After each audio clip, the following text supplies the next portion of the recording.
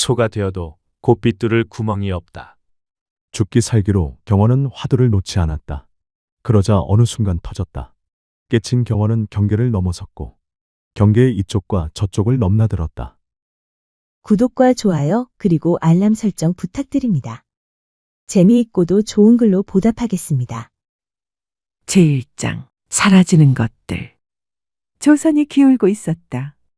밖에서는 서양배들이 호시탐탐 해안을 기웃거렸고 안에서는 양반들이 서로를 잡아먹느라 바빴다. 그 혼란 속에서 불교는 조용히 그러나 철저하게 무너지고 있었다. 조선은 건국 초부터 불교를 탄압했다. 500년 동안 무자비하게 눌렀다. 스님들은 도성 안에 발도 못 붙이던 데다가 1000민 중에 하나였던 승려는 핍박을 피해 산속 깊이 숨어들었다. 그러다가 보니 정작 중요한 것은 선의 맥이 가늘어지다 못해 끊어질 지경이 된 것이다.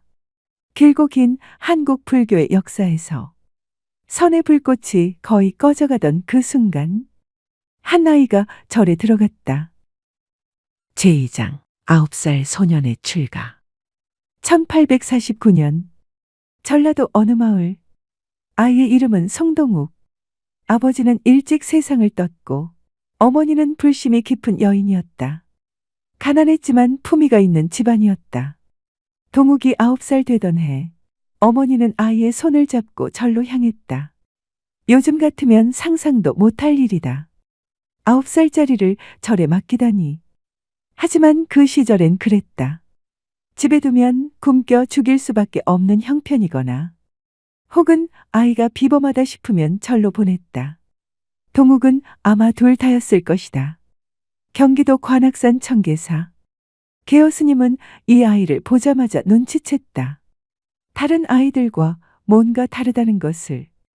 눈빛이 맑은데 말다 못해 아이의 내면에 뭔가 타오르는 것이 있었다. 산길을 내려가는 어머니의 뒷모습을 보자 어린 동욱의 어깨가 살짝 떨렸다. 동욱은 그날부터 송동욱이 아니었다. 경호라는 법명을 받았다. 거울처럼 빈 마음, 텅 빈 거울. 겨우 9살짜리한테 경호라니 이름치고 굉장한 이름이었다. 새벽이면 도량을 쓸었고 지나가는 스님들이 보고 미소 지으며 고개를 끄덕였다. 그렇게 동승경호의 절집 생활이 시작됐다. 제3장 스님계 엄친아. 경호는 불경을 보면 한 번 읽고 바로 외웠다. 2번 읽으면 완벽히 이해했다. 스님들이 절레절레 고개를 저었다. 보통 아이가 아니었기 때문이다. 10살, 11살, 12살, 13살. 세월이 흐를수록 경호는 성장했고 공부는 더 깊어졌다. 14살에 스승 계어가 속세로 돌아가면서 경호는 계어의 청거로 계룡산 동학사 만화화상을 찾아갔다. 경호는 새 스승인 만화 밑에서 강원에서 9년간 본격적으로 공부했다. 9년 후 경호는 약관 23세로 강백이 되는데 절집에서는 보기 드문 일이었다. 동학사의 젊은 학생 경호의 강의를 들으러 승려와 불자들이 전국 각지에서 몰려들었다. 불경을 이해하고 풀어내는 솜씨가 워낙 뛰어나서 한 번 들으면 바로 이해가 된다는 소문이 퍼졌다. 학생들 사이에서 경호는 이미 스타였다. 젊고 똑똑하고 앞길이 탄탄하니 이대로 가면 조선 최고의 교학 강사, 최고의 학생으로 이름을 남길 것이 분명했다. 본인도 그걸 알고 있었을 것이다. 적어도 그때까지는 그랬다. 제4장 호열자가 휩쓸다. 1879년 경호 나이 31. 그해 조선에 호열자가 돌았다. 요즘이야 치료가 되지만 그 시절 호열자는 재앙이었다. 걸리면 하루 이틀 만에 죽었다. 마을 하나가 통째로 사라지는 일도 있었다. 그 무렵 경호는 옛 은사 계어를 찾아 길을 나섰다. 천안 인근이었다. 마을 어귀에 다가가던 경호는 발걸음을 멈췄다.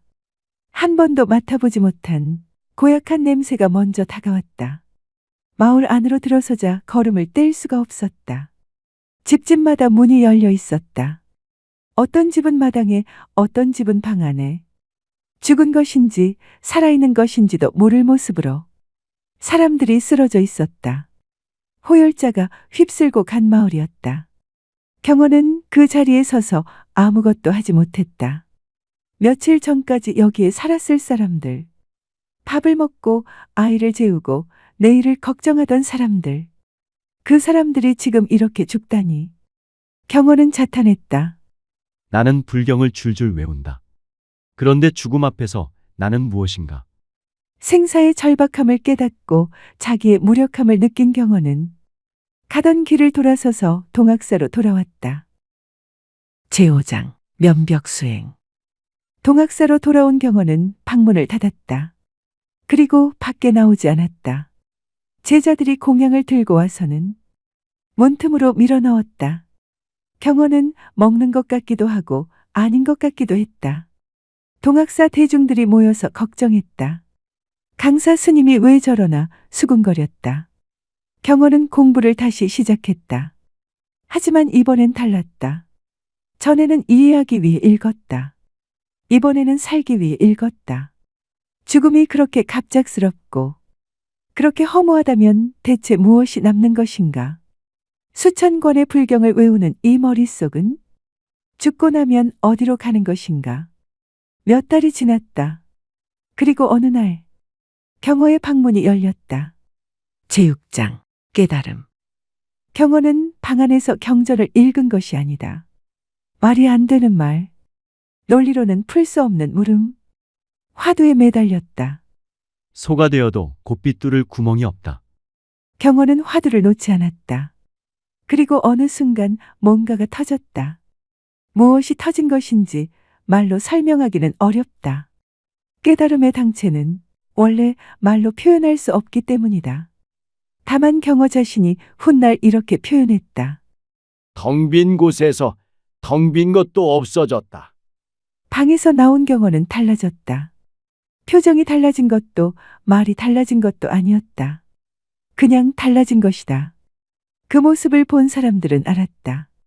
경호가 무언가 경계를 넘어섰다는 것을, 경계 이쪽과 저쪽을 넘나든다는 것을.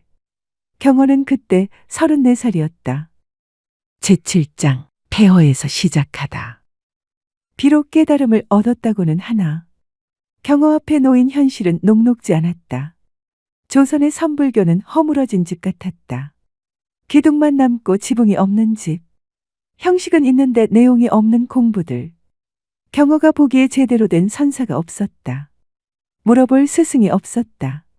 그래서 스스로 스승이 되고 제자가 되었다. 경호는 혼자 유력했다. 전국을 떠돌며 선법을 전파하기 시작했다. 한 절에 머물다가 떠나고 또 다른 절에서 또 다른 대중을 만나고 가는 곳마다 경호는 선풍을 일으켰다. 참선을 권하고 화두를 던졌다. 공부가 살아있어야 한다. 외운 것을 반복하는 것은 공부가 아니다. 경호의 말은 직접적이고 대담하고 거칠었다. 기존의 방식에 익숙한 스님들은 당황했다. 하지만 진짜를 갈망하던 불승들은 경호 주위로 모여들었다. 그 중에 훗날 경호가 제일 아끼는 제자가 될 청년이 있었다. 이름은 만공. 빈 것을 가득 채운다는 이름. 스승의 이름은 경호. 텅 빈 거울이었고 제자의 이름은 만공. 가득 찬 빈 것이었다. 어울리는 사제지간이었다. 제8장 전편을 마치며 경호는 30살의 문턱에서 모든 것을 다시 시작했다. 콜레라에 걸린 마을을 지나다가 사람의 목숨이 들어마시고 내쉬는 한 호흡간에 있다는 것을 깨닫게 된다. 크게 발심한 그는 동학사의 방 한 칸에 들어앉아서는 예전에 자기를 격파한 다음 완전히 다른 사람이 되어서 나온다. 경호의 이야기는 깨닫기 전보다 깨닫고 난 뒤의 이야기가 더 기묘하고 더 인간적이고 더 놀랍다. 그는 술을 마셨다. 고기를 먹었다. 광녀와 동침하고 계율을 깼다. 그리고 호련히 잠적했다. 그러면서 동시에 죽어가던 한국 선불교의 맥을 이었고 직접 토대를 태동하였으며 현장에 뛰어들어가서 선을 구축했고 마침내 현대 한국 불교가 존재하게 만들었다.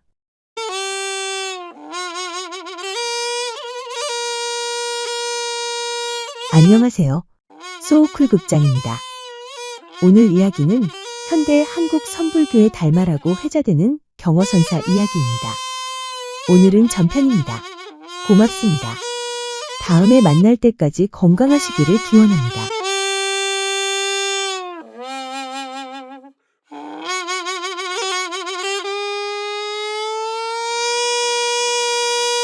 늙은 아비의 혼인을 막으러 관아까지 찾아오다니. 그것도 모자라서 죄 없는 과부의 주막을 뺏어달라 청하다니.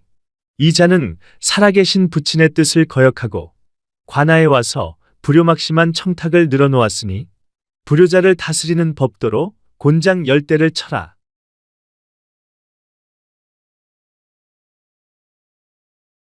제1장 주막의 과수댁. 봄비가 보슬보슬 내리던 어느 날 오후, 한양 외곽에 있는 강변 주막 앞에 웬 풍채 좋은 갓쟁이 하나가 말에서 내렸다. 여보시오, 안에 누구 있소? 문을 밀고 들어선 이는 다름 아닌 용인고을에서 제법 이름 날리는 김진사. 나이 62에 머리는 반백이지만 눈빛만큼은 여느 청년 못지않게 반짝였다. 김진사는 호라비 신세가 된 지 벌써 10년째였다. 어서 오십시오. 나으리. 주렴 너머에서 목소리가 들리더니 치마폭을 탁탁 털며 나오는 사람이 있었으니 바로 이 집 주인 홍가부였다. 50 중반의 나이에도 볼에는 홍조가 가시지 않았고 손발을 부지런히 움직였으며 웃을 때 눈가에 잡히는 잔주름이 오히려 사람을 편안하게 만드는 그런 여인이었다. 남편을 먼저 보낸 지 7해 혼자 주막을 꾸리며 억척스럽게 살고 있었다.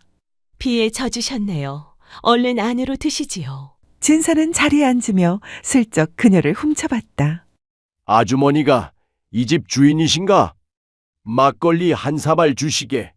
예, 금방 가져다 드릴게요. 홍과부가 막걸리 사발을 탁자에 놓는 순간 진사는 본의 아니게 그녀의 손을 살짝 건드렸다. 둘 다 순간 굳었다가 서로 민망해서 눈을 피했다. 순간 진사의 귀가 빨개졌다. 앞치마에 손을 닦으며 과수댁도 얼른 뒤로 물러섰다. 그날 진사는 막걸리를 3사발이나 마셨다. 안주도 별로 없는데 김진사는 다음 날 또 왔다. 그 다음 날에도 왔다. 일주일째 개근하던 날 주막 단골 할아버지가 진사 옆에 앉아 소곤거렸다. 나으리, 이 동네 사시오? 김진사의 귀가 빨개졌다. 아니, 그냥 지나가는 길에. 며칠째 같은 자리에서 같은 방향을 보고 계시던데요. 대답이 궁한 진사가 쿨럭쿨럭하고 기침했다. 제2장 아들 부부에게 들키다. 어느 날 아들 명석이 부친에게 물었다. 아버지, 요즘 어딜 그래 다니십니까? 봄바람이 좋더구나. 봄바람을 강변 주막에서 쐬십니까? 진사가 숭늉 그릇을 내려놓으며 천장을 올려봤다. 동네가 좁구나. 며느리 박씨도 가만히 있지 않았다. 여보, 큰일 났어요. 제가 알아봤더니 그 주막 여자가 충청도 어디 산골에서 왔대요. 어디서 굴러먹던 개뼈다귀인지 신분도 불분명하고 재산이라곤 달랑 주막 하나뿐이래요. 그러게 말이야. 다음 날 아침 아들과 며느리가 나란히 사랑채에 들어와서는 섰다. 아버지, 앉으십시오. 내 집에서 앉으라는 소리를 내가 듣는 건가? 그래도 진사는 앉았다. 명석이 점잖게 운을 뗐다. 아버지, 저희가 드릴 말씀이 있습니다. 아버지께서 최참봉댁, 과수댁 같은 분과 어울리신다면 저도 반대하지 않겠습니다. 하지만 주막 여인이라니 신분이 너무 다르지 않습니까? 옆에 있던 며느리가 거들었다. 아버님, 집안 체면이 말이 아닙니다. 그러고 만약 그 여자가 이 집안에 들어오면 우리 집 재산은 어찌 되는 건지요? 진사가 번쩍 눈을 떴다. 재산? 내 재산 걱정을 하는 게냐? 아니면 나를 걱정하는 게냐? 그야 아버님을 걱정하는 것이지요. 며느리의 말이 끝나자 자리에서 일어나 갓을 고쳤었다. 잠깐 바람 좀 쐬고 오마. 그리고 향한 곳은 강변 주막집이었다. 제3장 장애물 뛰어넘기. 첫 번째 장애물, 돈 자랑하는 동네 영감의 등장. 하필이면 이때 엄별감이 주막에 나타났다.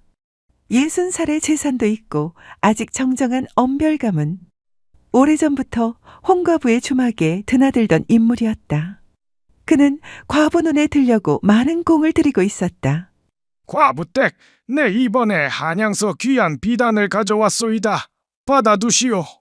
아이고, 별감 어르신. 이런 걸 왜 가져오셨어요? 받을 수가 없어요. 허허, 사양 마시오. 그리고 내가 다음 달에 좋은 날을 잡아. 바로 이때 문이 열리며 진사가 들어섰다. 두 늙은 남자의 눈이 공중에서 마주쳤다. 툭 하고 시선이 부딪혔다. 별감이 희죽 웃으며 말했다. 진사 어르신도 오셨소? 우리 과부댁 막걸리가 맛있긴 하지요. 우리 과부댁? 진사가 눈썹을 슬쩍 치켜들었다. 그날 이후 두 사람은 주막에서 은근한 신경전을 벌이기 시작했다. 별감이 안주를 시키면 진사는 더 비싼 안주를 시키고, 별감이 막걸리 2사발을 마시면 진사는 3사발을 마셨다. 두 노인의 경쟁을 지켜보며 입을 가리고 웃음을 참는 홍과부. 눈가에 깊은 웃음 주름이 잡히고 눈빛이 반짝인다. 두 번째 장애물, 며느리의 오지랖. 며느리 박씨는 가만히 있을 성격이 아니었다. 그녀는 은밀한 작전을 세웠다. 친정 사촌 오라비의 딸, 22살의 신선하고 야무진 아가씨를 집으로 불러들인 것이다. 아버님, 제 친정 쪽 아가씨인데 얼마나 어질고 성품이 훌륭한지요. 김진사가 그게 나하고 무슨 관계가 있느냐는 듯이 바라보았다. 그러거나 말거나 며느리가 말을 계속했다. 아직 원처를 못 구했답니다. 나이 차이가 좀 나지만 젊은 아가씨가 아버님을 행복하게 해드릴 수 있지 않겠습니까? 진사가 그 아가씨를 한번 쳐다봤다. 아가씨는 당황해서 고개를 숙이고 있었다. 진사가 물었다. 아가씨가 원해서 온 게냐? 그건 저 아가씨를 당장 댁으로 돌려보내라. 무슨 마른 하늘에 날벼락 맞을 짓을 하느냐? 며느리의 작전은 실패였다. 세 번째 장애물, 아들 관아의 문을 두드리다. 젊은 부부는 밤새 머리를 맞댔다. 여보, 이러다간 정말 그 과부가 우리 집에 들어오겠어요.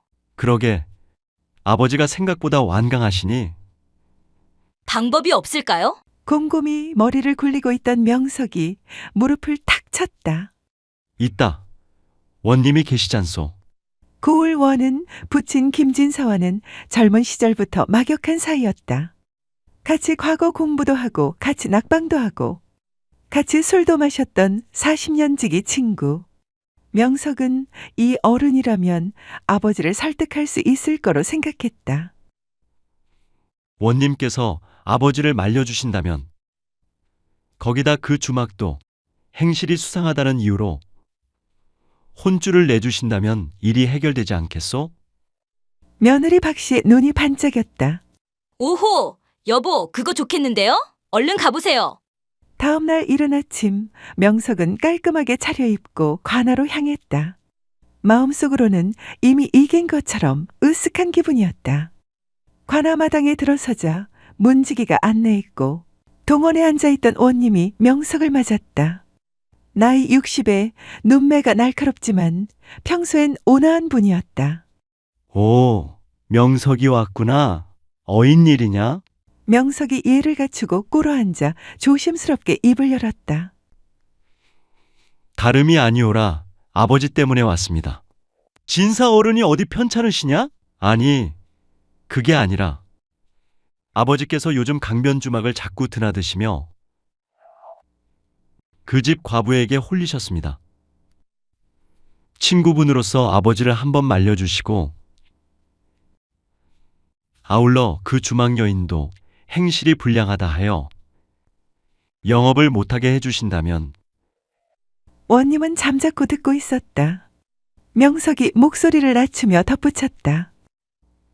그러면 아버지도 자연스럽게 발길을 끊으실 것이고 저희 집안 체면도 지킬 수 있을 것입니다. 원님만 믿습니다. 말을 마치고 명석이 고개를 들었다. 원님의 표정이 조금 묘하게 굳어 있었다. 명석아, 예, 원님. 네가 방금 한 말을 내가 제대로 들은 것이냐? 내 아버지가 좋아하는 사람이 있는데 나더러 그것을 막아달라고. 게다가 그 과수댁을 모함하여 그녀의 생계를 빼앗으라고. 네가 사서오경을 읽은 선비가 맞느냐? 명석이 순간 움찔했다. 그건 신분 차이와 집안 체면 때문에. 체면? 원님의 목소리가 한 톤 낮아졌다. 자네, 내가 자네 부친을 얼마나 오래 알았는지 알고 있지 않느냐?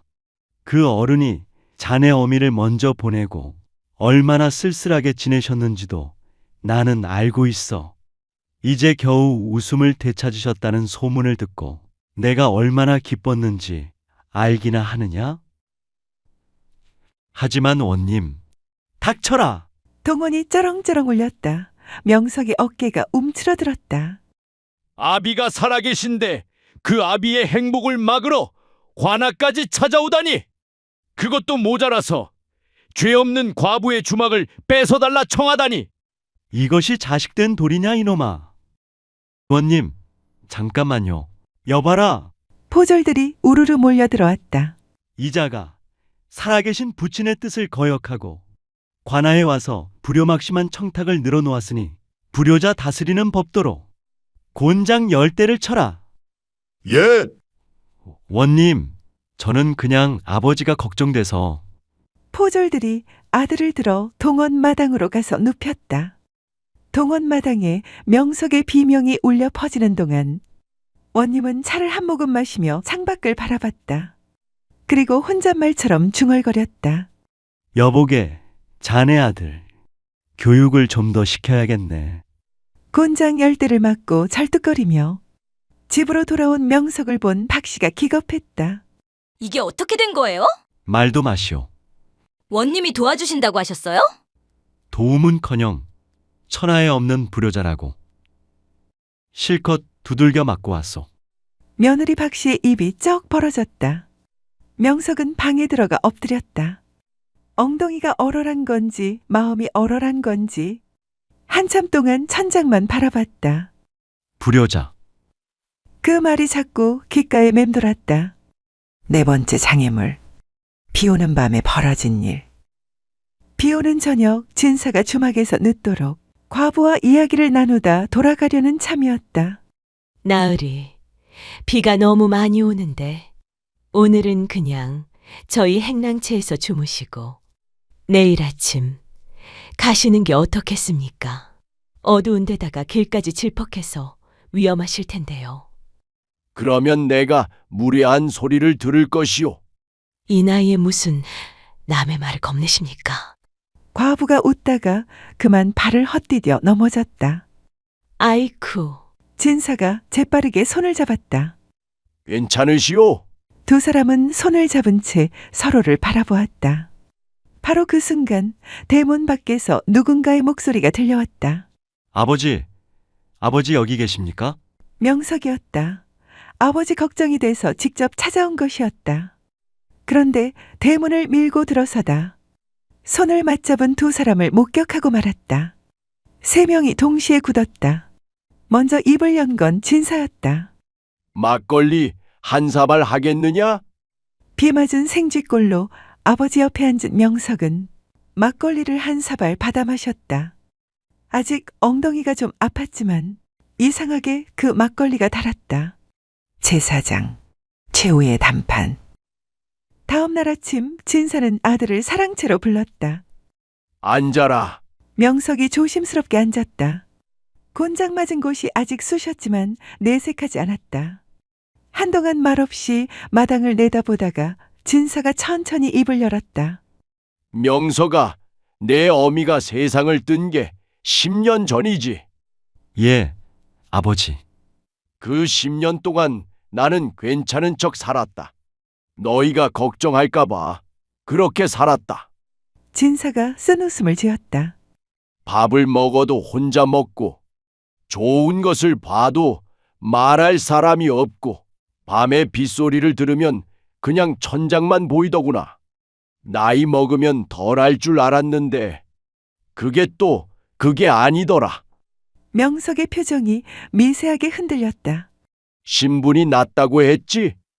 그 사람은 10년 넘게 혼자 주막 하나로 살아온 분이야. 그 단단함이 어디서 나오겠냐? 재산이 넘어갈까봐 걱정했지? 내가 살아있는 동안 내 재산은 내가 쓴다. 내 몫은 때가 되면 떼어줄 것이고. 명석이 무릎 위에 얹은 손을 꽉 쥐었다. 아버지, 솔직히 말씀드리면 말해봐라. 저는 아버지가 얄궂은 사람에게 속아 상처받으실까봐 두려웠습니다. 아버지가 어머니 돌아가신 후에 얼마나 힘들어 하셨는지 저는 알거든요. 그리고 잠깐 머뭇거리다가 덧붙였다. 제가 며칠 전에 원님을 찾아갔다가 불효자 소리만 듣고 곤장을 맞고 왔습니다. 진사가 굳었다. 뭐? 바람난 아버지를 말려달라고 원님께 부탁했다가 오히려 크게 혼이 났습니다. 한동안 침묵이 흘렀다. 갑자기 진사가 폭소를 터뜨렸다. 허허허허. 이 녀석이 원님한테? 허허허. 명석이 쑥스러워서 고개를 숙였다. 웃으시면 안 되죠, 아버지. 아니, 어떻게 안 웃냐? 거 봐라. 하늘도 내 편이잖느냐? 허허허. 한바탕 웃고 난 진사가 눈가를 훔치며 아들을 바라봤다. 명서가 예, 곤장까지 맞으면서 아비 걱정을 한 거냐? 대답이 없다. 고맙다, 이 녀석아. 오래 고개를 숙이고 있다가 명석이 입을 열었다.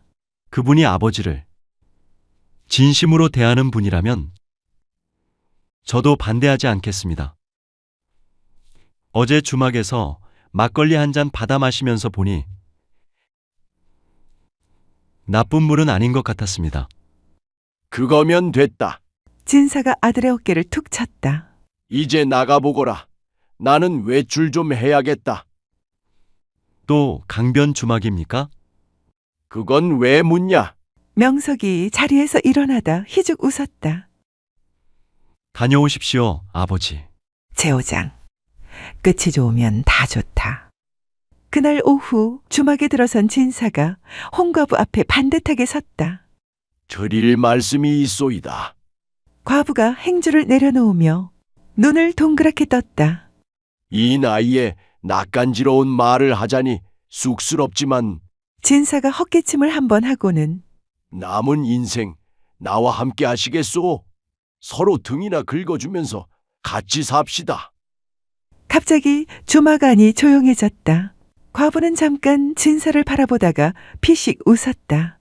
진사 나으리, 저는 주막에서 일하는 여인입니다. 신분도 비천하고 가진 것도 이 주막 하나뿐이에요. 알고 있소. 아드님이 반대하시지 않겠습니까?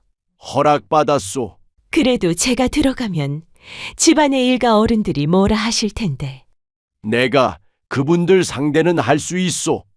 과부가 앞치마로 손을 닦으며 잠시 창밖을 바라봤다. 봄볕이 마당에 가득했다.